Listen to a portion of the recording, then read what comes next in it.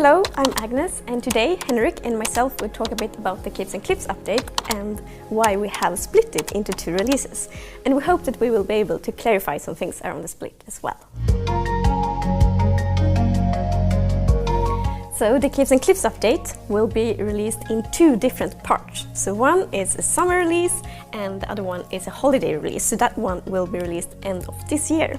There are three main reasons for us to split the update in two. The first one is quality, the second one is technical complexity, and the third one is super important, and it's team health. To ensure quality, we have decided to release some of the features in the Capes and Clips update in holiday instead. And this is because, for us, the most important thing is always to just deliver as much player delight as possible.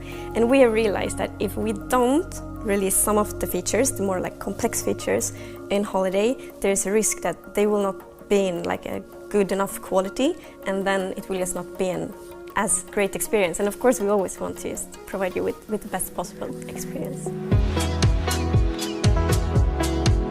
Hi, I'm Henrik. As Agnes mentioned, one of the reasons why we're splitting this update into two is because of technical challenges. This update is huge. We are changing the very shape of the world in Minecraft, adding massive mountains, epic caves, and changing the height of the world in order to fit these things. This is tricky. It touches the core of how the world is generated.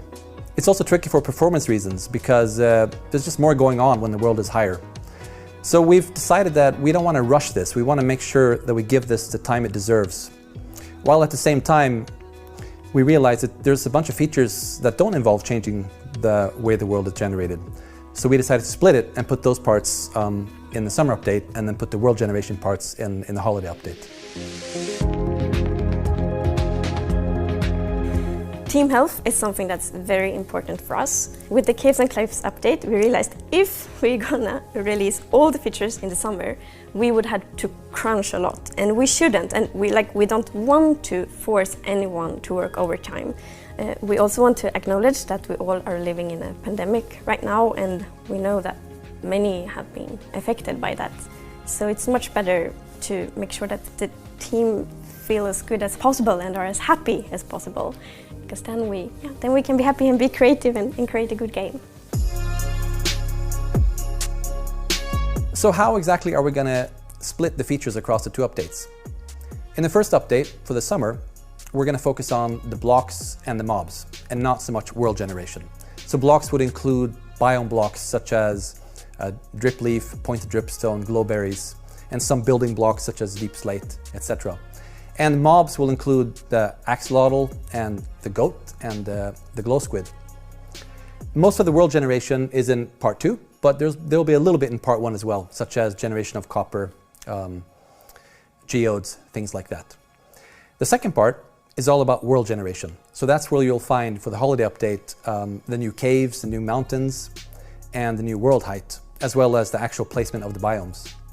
And the reason why we're doing it that way is because the technical challenges I mentioned are mostly all about world generation. So that's where we want to give it more time to make sure we get it right. Plus, it makes sense to put all the big world gen changes into one update to make it easier from a player perspective when you're going to upgrade your world. For us, it's very, very important to be respectful to old worlds. And that's of course true for the Capes and Clips update as well. So you will be able to update your world both to the summer update and to the holiday update, and there should be no problems. And I mean, this is super important for me as well.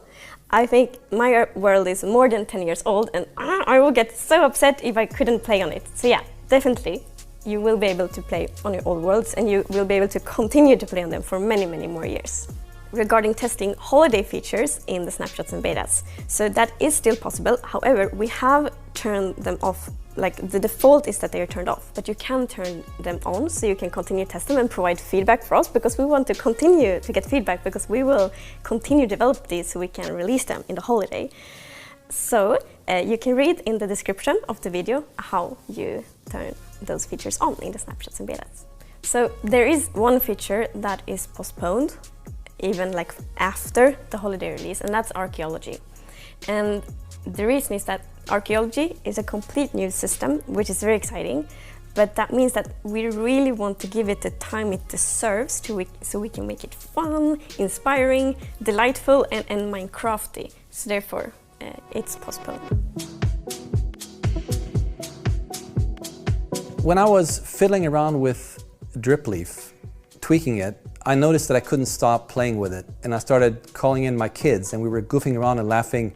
And one thing we've learned in the team is that when you can't stop testing a feature, then you know you're onto something. And a lot of features in this update are like that. So I really hope you're going to enjoy it as much as we are.